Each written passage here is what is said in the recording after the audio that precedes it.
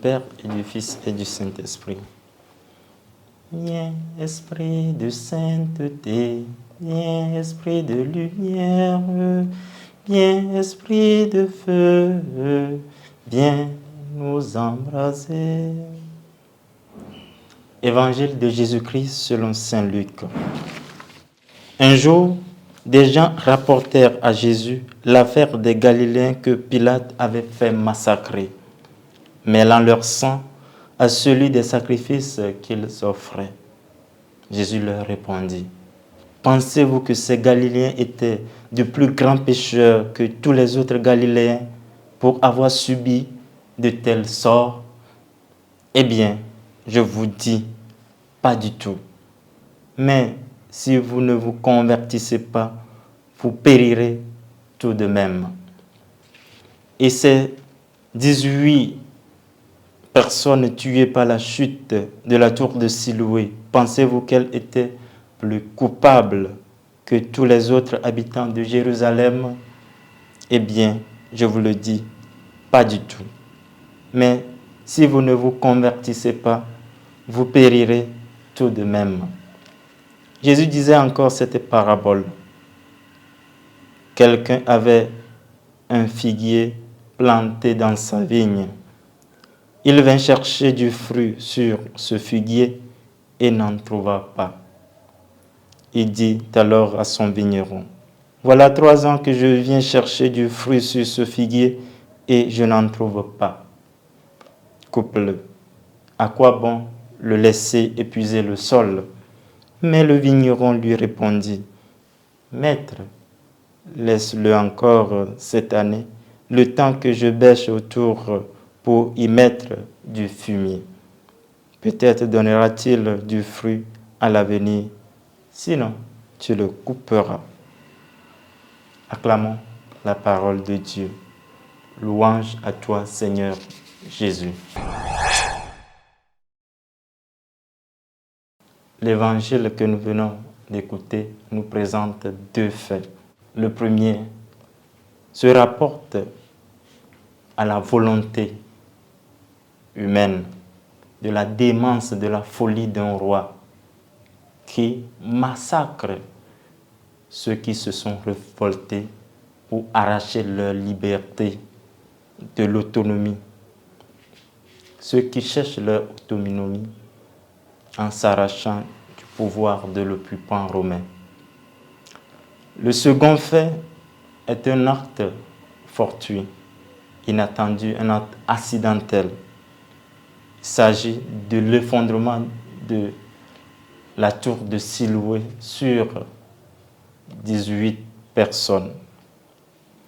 Ces 2 faits donnent lieu à plusieurs interprétations.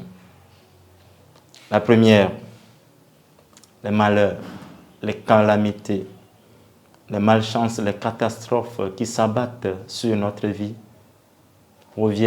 sont le fruit d'une punition divine, ou bien sont les conséquences de nos péchés. La deuxième interprétation est que ces malheurs sont causés par la force de la nature, par la loi physique, la loi qui s'inscrit dans la nature. C'est l'exemple des tsunamis, même dans l'évangile, de la tour de Siloué qui s'abat sur ces innocents.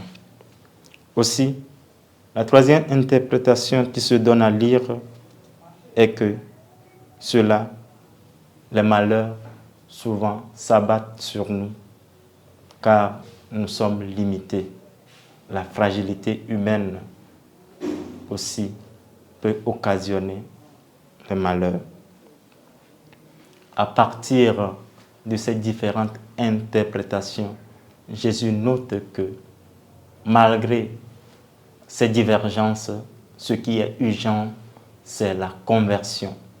Convertir, c'est faire demi-tour, se détourner du chemin qu'on a emprunté avant. Le deuxième acte est la parabole du figuier.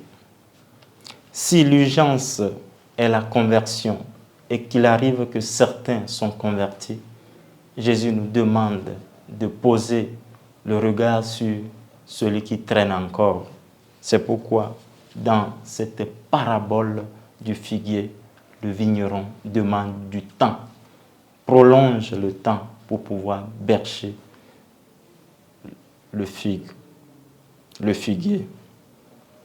Ceci, c'est une invitation pour nous qui sommes convertis à user de la patience envers ceux qui ne progressent pas, ceux qui sont en arrière, ceux qui sont réticents, qui traversent des moments difficiles, même de tiédeur spirituelle, ceux qui ont abandonné le chemin, sur ce chemin de la foi.